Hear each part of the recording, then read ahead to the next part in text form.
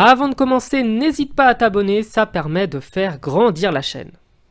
Bonjour tout le monde, bienvenue sur cette vidéo. Aujourd'hui, un exercice que j'avais jamais fait. On va faire une petite palette parce que le dernier but de Tottenham qui a scellé le destin européen de Marseille hier peut s'expliquer par plusieurs points.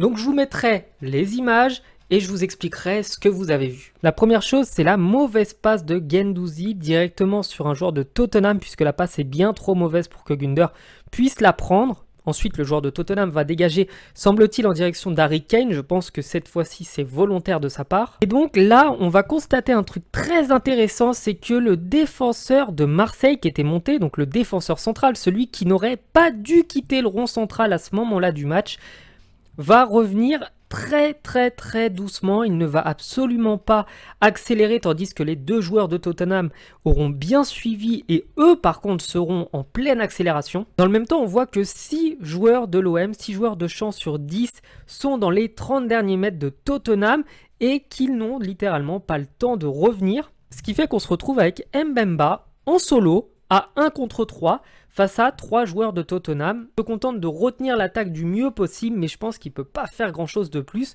au moment où Harry Kane rentre dans le camp marseillais. À ce moment, Harry Kane, tout en intelligence, va envoyer la balle en profondeur, la balle qui va crucifier les Marseillais, et Mbemba tente du mieux possible de rattraper le ballon.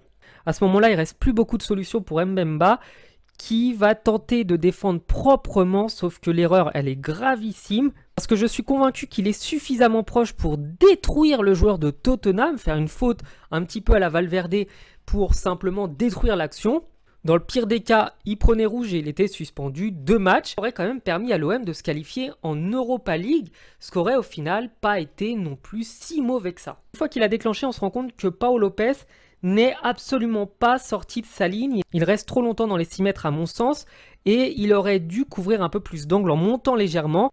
Au pire des cas, il y aurait eu une tentative de lob, mais je pense pas que 2-3 mètres auraient vraiment fait la différence. C'est un goal qui est très fort sur ses appuis. Une fois que la frappe est déclenchée, elle va dans le petit filet, c'est impossible à arrêter. Voilà pour cette petite palette, j'espère que ça vous aura plu. J'essaierai de temps en temps d'en faire si je vois des actions vraiment très intéressantes. Je vous dis à bientôt sur la chaîne, ciao.